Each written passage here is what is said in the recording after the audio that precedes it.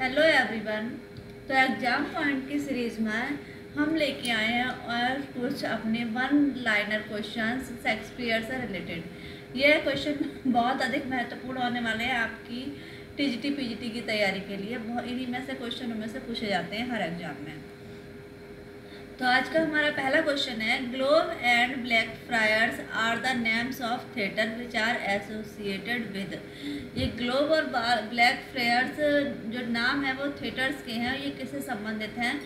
तो ये शेक्सपियर से संबंधित हैं, ग्लोब और Blackfriars theatre.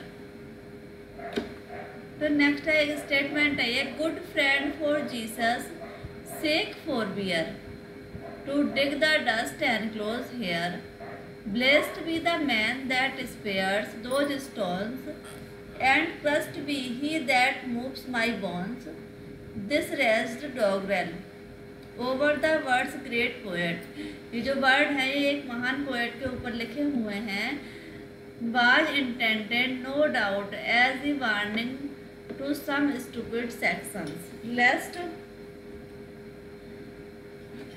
he should empty the grave. Who is the poet?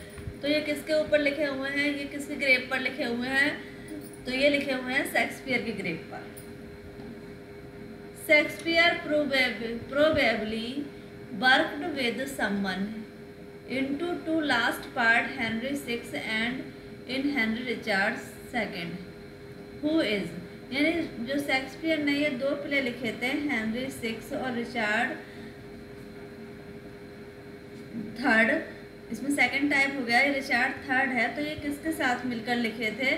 तो ये लिखे थे मार्लोव, क्रिस्टोफर मार्लोव के साथ उन्होंने मिलकर लिखे थे, हेनरी VI और Richard III। It is said that Henry VIII is a work of Fletcher and, यानी ये हेनरी VIII था वो वर्क था फ्लेचर का और शेक्सपियर का। यानी शेक्सपियर ने फ्लेचर के साथ कोलैबोरेट करके ये वर्क लिखा था। हेनरी VIII जो लास्ट में इनकम्प्लीट रह गया था। The queen commanded Shakespeare to show a Falstaff in love, then Shakespeare wrote a play which in.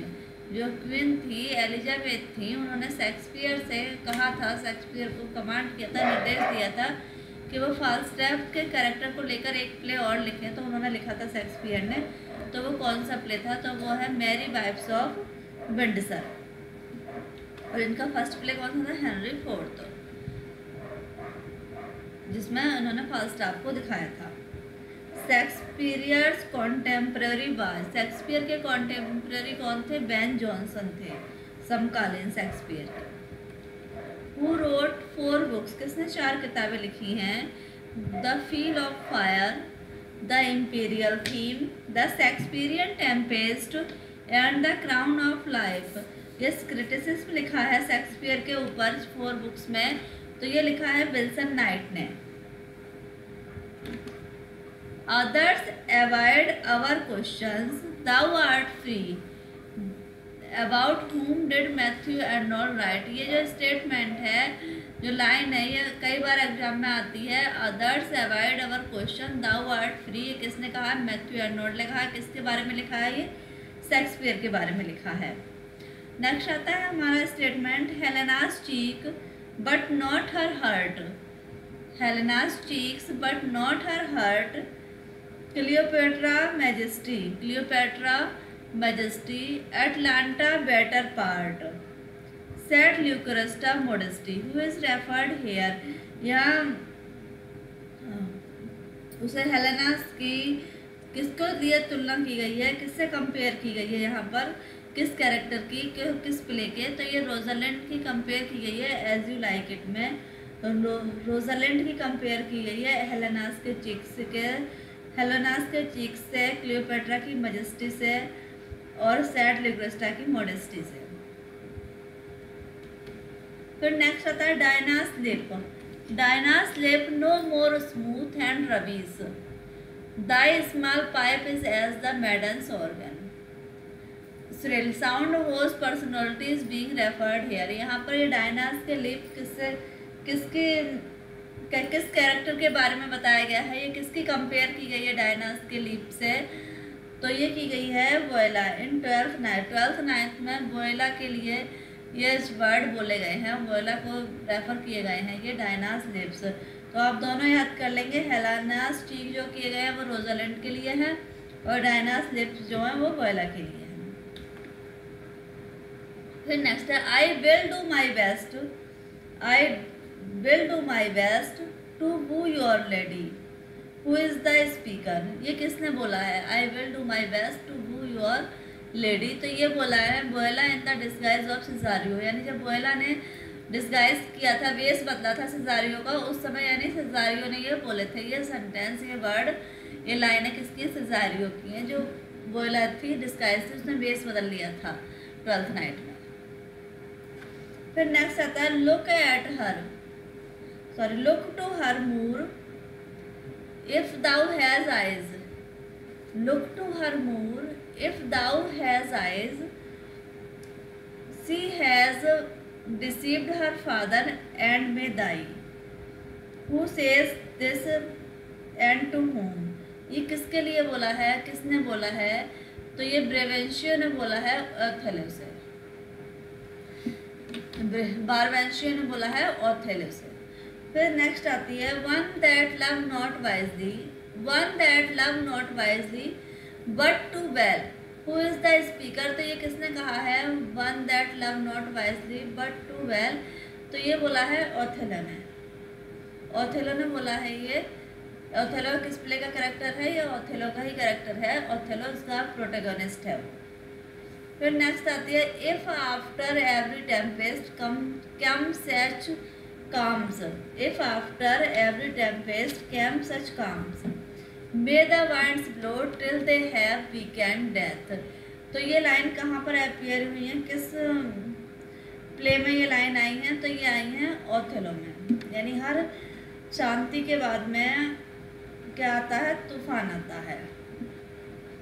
Next आता है हमारा विच इज़ अ फार्स, ये फार्स है full of boasters fun and laughter. तो ये कौन सा प्ले को फार्स बोला है? Boaster fun and laughter. तो ये बोला है लव लेवर्स लॉस्ट को, लव्स लेवर लॉस्ट को बोला है फार्स। नेक्स्ट आता है हमारा Macbeth, Hamlet, King Lear and Othello are Shakespeare's. यानी ये शेक्सपियर के 4 प्ले हैं, मैकबेथ, हेमलेट, किंग लियर और ओथेलो। तो ये क्या है?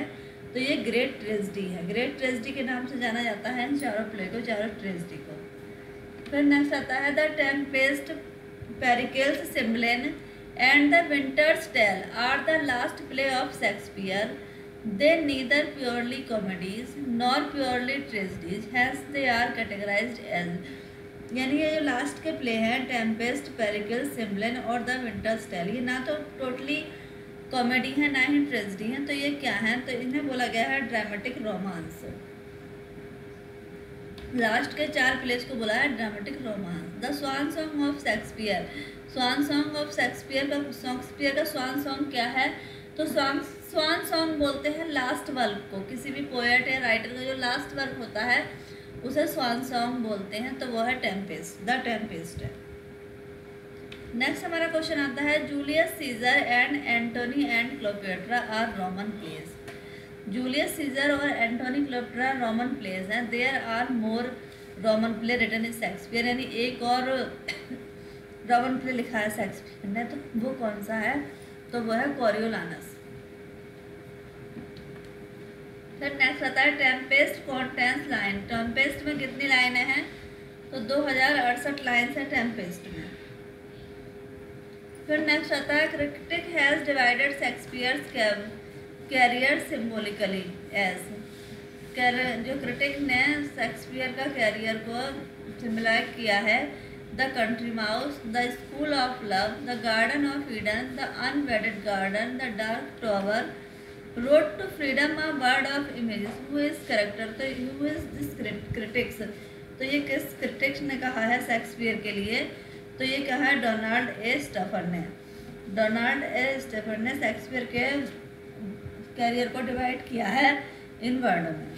तो आपने देखे ये कुछ हमारे एग्जाम पॉइंट्स क्वेश्चन। तो ऐसे ही वीडियो पाने के लिए आप बने रहें चैनल पर। मिलते हैं नेक्स्ट एग्जाम पॉइंट्स लेकर अपनी अच्छी तैयारी के लिए।